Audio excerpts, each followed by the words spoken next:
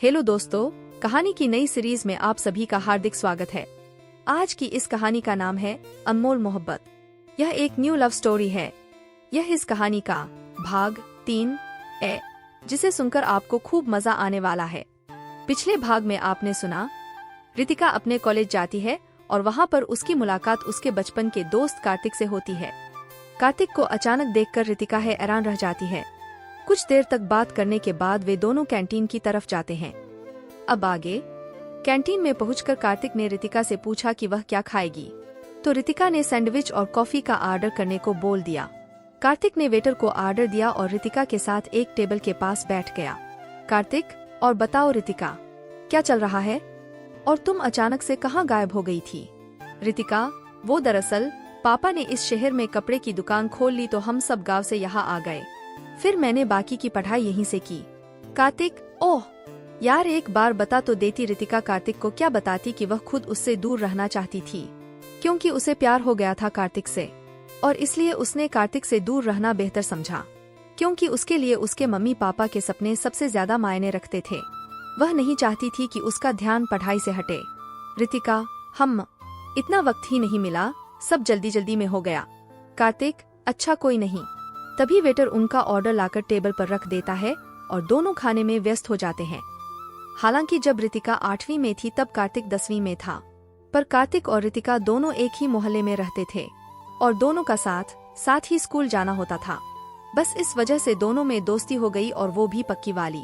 इसी बीच कब रितिका को कार्तिक से प्यार हो गया उसे खुद नहीं पता चला। कार्तिक सैंडविच खाते हुए, रितिका, तुम इतनी शांत क्यों हो? क्या तुम्हें अपने दोस्त से मिलकर खुशी नहीं हुई? थोड़ा उदास होते हुए, रितिका, ऐसी बात नहीं है कार्तिक, मैं बहुत खुश हूँ तुमसे मिलकर। बस सब कुछ अचानक से हो गया तो मुझे समझ नहीं आ रहा है क्या बोलूं। अपने मन के भावों को छुपाते हुए, कार्तिक, अच्छा कोई नहीं, अब ज्यादा ना सोचो। ऐसी गुमसुम रितिका मुझे अच्छी नहीं लगती। मुझे तो मेरी वह चुलबुली रितिका चाहिए जो मेरे हिस्से की सैंडविच भी खा जाती थी। यह सुनकर रितिका खिलखिला कर हंस देती है और उसे देखकर कार्तिक भी हंस देता है। और तभी रितिका उसकी सैंडविच छीन लेती है और कहती है, मैं अब भी वही चुलबुली रितिका ही हूँ, और अब तुम्हारी सैंडविच फिर से मैं ही खाऊंगी। और दोनों खिलखिला कर हंस पड़ते हैं। कार्तिक, अच्छा विशाल तू चल, मैं आता हूँ। तभी विशाल चला जाता है। फिर कार्तिक रितिका से चलने को कहता है। दोनों ऑडिटोरियम की तरफ निकल जाते हैं।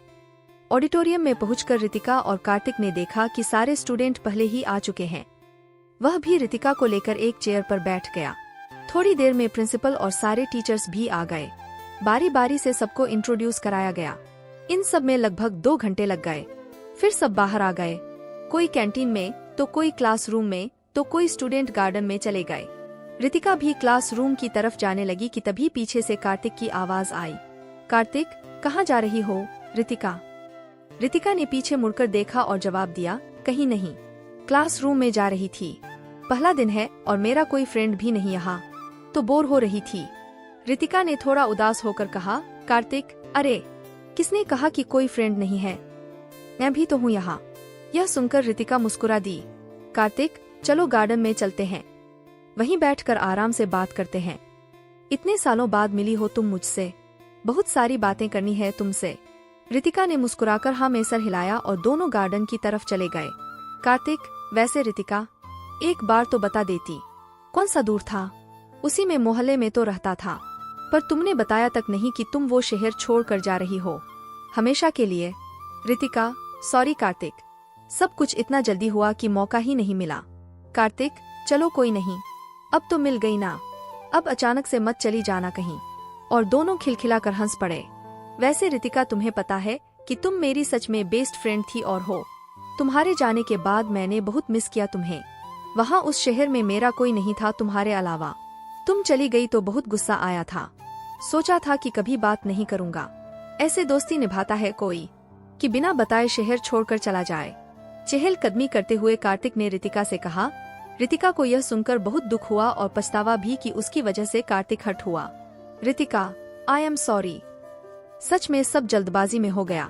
पापा ने कहा कि हमें आज ही यह शहर छोड़कर जाना है, और दूसरे शहर में उन्होंने अपना बिजनेस स्टार्ट कर दिया है। मुझे भी बहुत अजीब लगा कि इतनी जल्दी क्यों, पर पापा ने कहा कि वो कई महीनों से इस काम में लगे थे। और फाइनली वो बिजनेस स्टार्ट कर लिया और नया घर भी ले लिया खुद का। तो मैं और माँ बहुत खुश हुए और हम लोग यहाँ आ गए। उस टाइम मेरे पास ना ही फोन था और ना ही तुम्हारा कोई नंबर, तो मैं तुम्हें बता सकती। कार्तिक, हम कोई बात नहीं, अब तुम मिल गई मुझे, मैं बहुत खुश हूँ। और दोनों मुस्कुरा दिए। रितिका, अब हमें घर चलना चाहिए, देखो सारे स्टूडेंट्स जा रहे हैं, आज कोई क्लास नहीं है। तो कार्तिक, हाँ चलो मैं तुम्हें छोड़ देता हूँ और अंकल आंटी से भी मिल लूंगा, इतने सालों से मैंने आंटी के हाथों का खाना भी नहीं खाया है। रितिका, हाँ क्यों नहीं, चलो फिर माँ पापा तुमसे मिलकर बहुत खुश होंगे। दोनों फिर घर के लिए निकल जाते हैं। इस कहानी का यह अध्याय यहीं समाप्त होता है। अगर आप कहानी को आगे भी सुनना चाहते हैं तो इस कहानी का अगला भाग जरूर सुनें। स्टोरी आपको कैसी लगी नीचे कमेंट्स में हमें जरूर बताएं। ऐसी और भी डरावनी कहानियां पढ़ने के लिए हमें सब्सक्राइब करें।